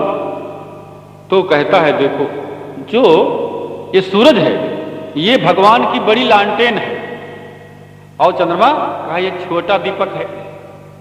तो कहा जब लालटेन है और दीपक है तो तेल भी चुक जाता होगा, तेल भी तो उसमें जलता है, तो जब चुक जाता है तो कौन डालने जाता है? तुम कि तुम्हारे पिताजी? चुप हो गया। अरे कहा बेकार की कल्पना क्यों करते हो? दीपक है कि क्या है, कैसे है, किसी ज्ञानी आदमी से पूछो। और तुम मन में ही कल्पना करते हो तरह तरह की सेत में। तो ये मनुष्य जो है संशय उत्पन्न करता है तो कोई विवेकी के पास जाए, पारखी के पास जाए। भूल मिटे गुर मिले पारखी, पारख दे ही लखाई। और कहां कबीर भूल की औसत पारख सबकी भाई। जब तक पारख नहीं मिलेगा भटकते रहेंगे, कुछ समझ में नहीं आएगा। पारखी गुरु मिलेंगे जब तभी ज्ञान होगा सत्यासत्य का। तो भांत भांत के निर्णय सुन के मन के दाग छुड़ैबे, हठता कुतर्क छोड़ मन करनी परम लाभ को पैबे। अब अंतिम कड़ी आती है कि गुण को खोज खोज के गहिबे, दुर्गुण ध्यान न देवे। गुणों को खोज करके ग्रहण करेंगे, अवगुणों पर ध्यान नहीं देंगे। अमुक व्यक्ति ऐसा है, अमुक व्यक्ति वैसा है। अवगुणों पर दृष्टिपात करने से अवगुण ही हृदय में भर जाते हैं और सद्गुणों पर दृष्टिपात करने से सद्गुण आ जाते हैं। जो जैसा देखता है, सुनता है, वैसा ही हो जाता है, वैसा करने लग जाता है। इसलिए गलत को देखना नहीं, गलत को सुनना नहीं, गलत को करना नहीं। गांधी जी ने 3 बंदर बना करके रखे थे, पत्थर के या मिट्टी के।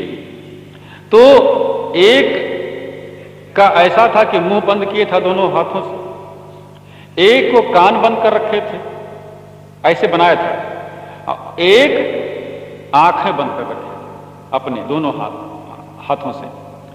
इसका आशय क्या था? गांधी जी स्वयं समझाते थे कि मैं इनसे शिक्षा लेता हूं कि गलत अगर हो रहा हो और गलत बात हो तो उसको कानों से न सुने और गलत को हम आंखों से न देखें, गलत चीज न देखें। हम जो देखने योग्य हो उसी को देखें, रास्ते को देखें, कोई काम को करना है आवश्यक उसको देखें। अब बिना मतलब के ही चक्कर मकर इधर उधर कौन जा रहा है, कैसे जा रहा है, कोई बहन है, कोई बेटी है और किसी की चीज रखी हुई क्यों ललचाए हम देख देख करके। तो इसलिए श्रवण नियंत्रण हो, निकान का। कहीं राग रागनी हो रही है और किसी के कोई वार्ता ऐसी हो रही जो हमारे सुनने लायक नहीं, मत सुने हम। आंखों से गलत देखे ना, कानों से गलत सुने ना और मुंह से गलत बोले ना। गांधी जी की तमाम इंसल्ट लिख करके एक अंग्रेज ने जहाज, पानी के जहाज में दिया लिख करके और कहा ये बड़ी महत्वपूर्ण चीज है, इसको आप पढ़ें और अवलोकन करें। गांधी जी ने उसको देखा कि हमारी बुराई लिखी हुई है, 2-4 लाइन पढ़े, जान गए। आलपीन से कई कागज पिरोए हुए थे, आलपीन निकाल लिया, डिबिया में रख लिया अपने और कागज को कूड़ेदान में फेंक दिया। गुस्साए नहीं। वो आदमी हैरान हो गया अंग्रेज। उसने कहा आपने तो वेरी इंपॉर्टेंट चीज थी ये, लेकिन आपने इसको पढ़ा ही नहीं, रीडिंग नहीं किया। ये बड़ी इंपॉर्टेंट चीज थी, it is very important matter. तुमने इस इंपॉर्टेंट मैटर को पढ़ा ही नहीं और फिर फेंक दिया। तो गांधी जी क्या उत्तर देते हैं कि मैंने काम की चीज तो निकाल लिया है, आलपीन जो मेरे काम आएगी फिर कभी, और बेकाम की चीज ये पेपर मैंने कूड़ेदान में फेंक दिया है। अब वो हैरान हो गया कि ये जो है लीडर जिसका नाम मोहनदास करमचंद गांधी है, सचमुच में महान है। ये भारत की आजादी को हासिल कर लेगा जरूर ही। अब इसके आगे मेरी क्या चलेगी, तमाम बुराइयां लिख करके इसको बुराइयों पर ध्यान ही नहीं है। तो ऐसे ही जो बुराइयों पर ध्यान नहीं देता है, अच्छाइयों पर सदा ध्यान देता है, लेकिन बुराइयों पर ध्यान देता है तो उसको दूर करने का यथाशक्ति प्रयास भी करता है। केवल बुराइयों की गीत बनाकर गाने के लिए नहीं, गीत गाने से कुछ नहीं होता है। रास्ता खराब है, खराब है, खराब है, ऐसा कहने से कुछ नहीं होगा। राष्ट्र कब मैथिली शरण गुप्त कह रहे हैं कि हो रहा है जो जहां सो हो रहा, यदि वही हमने कहा तो क्या कहा, किंतु होना चाहिए कब क्या कहा, कला सिखलाती है हमको वह। जो जहां हो रहा है सो हो रहा है, क्या होना चाहिए इसको हम सोचे विचारें और करने का प्रयास करें। रास्ता खराब है तो ठीक है, उसको हम सुधारने का प्रयास करें। घड़ी बिगड़ गई तो घड़ी बिगड़ गई, बिगड़ गई, बिगड़ गई कहते रहने से क्या होगा। सुधारें, किसी दुकान पर ले जाएं, घड़ी साज से मिले। इसी प्रकार हमारा जीवन बिगड़ रहा है तो बिगड़ रहा है, बिगड़ रहा, हम बिगड़ गए तो बिगड़ जाएंगे। अब कौन सुधार सकता है। किसी ने कह दिया तुम ऐसा बोलते हो, सुधार कर लो। कहा सुनो, हम बिगड़ गए हैं तो बिगड़ ही करके दिखा देंगे। तो अब कहां सुधार होगा। बिगड़ गए हैं ठीक है, लेकिन हम सुधारने का स्वयं प्रयास करें, इंसान तो हैं। तो इस प्रकार हम अपने अंदर ये निश्चय करें कि गुणों का ही चयन करेंगे, अवगुणों का नहीं। एक आदमी था, बहुत दुखी था, विपन्न था, क्लेशित था। महात्मा के आगे गिड़गिड़ाने लगा, महाराज जी हम बड़े दुखी हैं। कहा क्या बात। कहा हम बहुत दुखी इसलिए कि मेरे पास एक भी पैसा नहीं है, मुझको कोई मानता नहीं है, मेरा सब अपमान करते हैं, जहां जाता हूं वहां पर हमको बेवकूफ बनाते हैं, अनादर का पात्र भी हूं। तो महाराज ऐसी कृपा कीजिए कुछ जीवन हमारा बन जाए। महात्मा ने कहा घबराने की बात नहीं है। एक झोली दिया उसे। वो झोली कैसी थी, उसमें दो पार्ट थे, कपड़े की थी, एक इधर लटकाता था, एक उधर, दोनों जुड़े थे। उसको उत्तर प्रदेश में बांगी इसे कहते हैं कि एक ही जो है ऐसे ऐसे इधर जुड़ी थी, इधर थैला, इधर थैला। एक तरफ काले रंग का था, एक तरफ सफेद रंग की झोली थी वो। महात्मा ने कहा कि देखो इसको ले लो, इसमें कुछ सामान है, रखना सदैव अपने पास। और कैसे रखना, ये जो सफेद पोषण है इसका वो आगे की तरफ रखना, और जो काला भाग है, काले तरफ की थैली है, उसको पीछे लटका लेना, और तुम सुखी रहोगे, जहां भी जाओगे सुखी रहोगे, संपन्न रहोगे। कहा अच्छी बात, लटका लिया, चल दिया। अब जो भी रास्ते में मिलता प्रेम से बोलता, प्रेम से जो है उससे जो है बातें होती, और कामकाज भी होता, खाता पीता, प्रेम से सब जगह वो सुखद व्यवहार पाता। इसके बाद कहीं वो रख दिया और बदल गई, वो थैली बदल गई, आगे की पीछे हो गई, पीछे की आगे हो गई, भूल गई, याद नहीं रहा। काले वाला पोषण वो आगे कर लिया, अब बस दुख पाने लगा। एक आदमी से मिला, उसने कहा श्रीमान जी आप कहां को जाएंगे। कहा जाएंगे तुम्हारे घर को जाएंगे। और कहां जाएंगे, कहां को जाएंगे, बहुत जानकारी करना है क्या, लाओ तुमको रजिस्टर में लिखा दे। विचार बदल गए उसके। कहा अच्छा जाओ, तुमसे कभी नहीं बोलेंगे। घर को आया तो कहता क्या है कि घर वाले कहते हैं भोजन कर लो। कहा चल के आए नहीं, भोजन कर लो। भोजन क्या आग खाएंगे हम। कहा फिर आगे ही खा लो। सब उल्टा पुल्टा काम हुआ, उसको भोजन भी नसीब नहीं हुआ जब उल्टा पुल्टा बकने लगा। बेटा या नमस्कार किया तो उससे क्या कहता, मारूंगा थप्पड़ तो उलट जाएगा, बेवकूफ कहीं, चल करके तुरंत आए हैं अभी नमस्कार करता है। आखिर नमस्कार तब नहीं करेंगे जब मिले हैं, तब नहीं करेंगे, और कब करेंगे, जब सो जाएंगे तब करेंगे।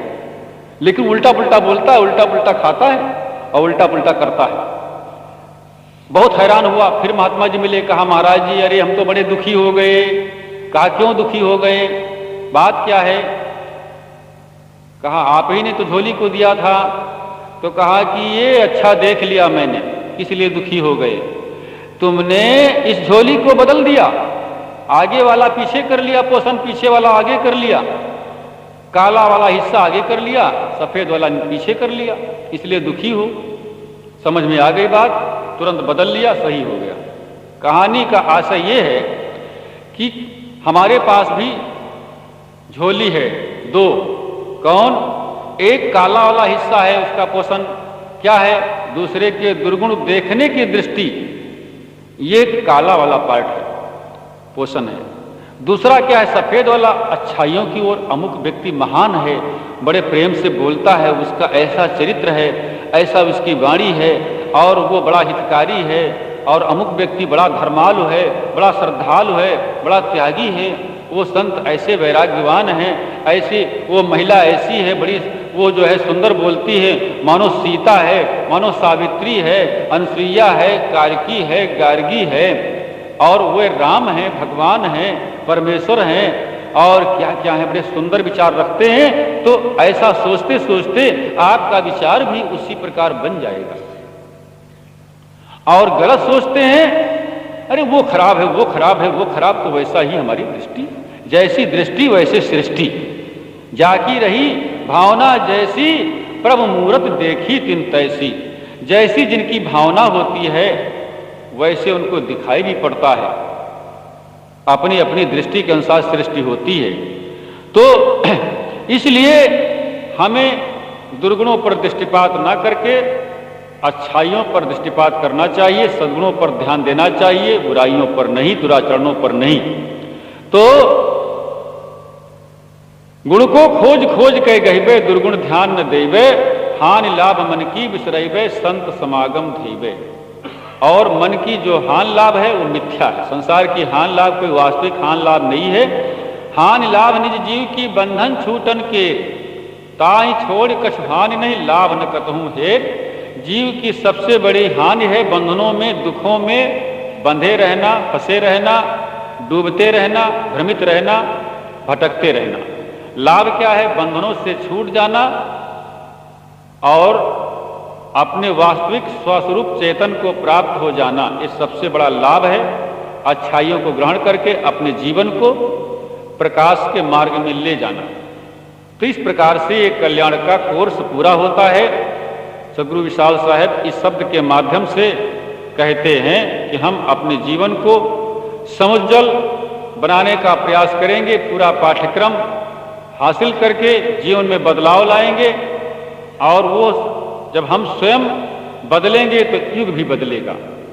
अपना अपना करो सुधार, तभी मिटेगा भ्रष्टाचार।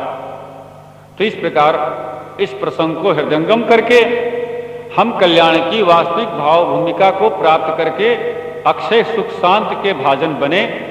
इसी में हम सबका हित है, समाज का, परिवार का, राष्ट्र का, सबका भाल इसी में समुन्नत हो सकता है। बोलिए सद्गुरुदेव की जय। साहेब बंदगी, साहेब बंदगी, साहेब। इसको ले जाओ।